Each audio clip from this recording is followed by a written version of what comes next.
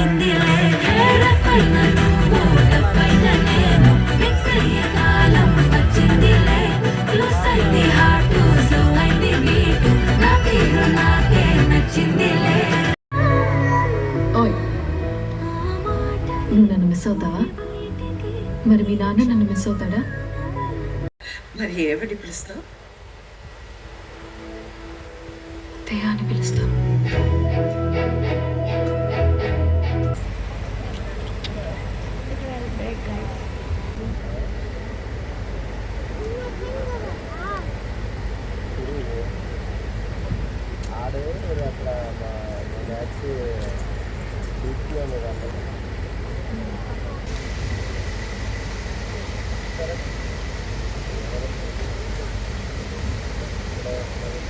గడ్డి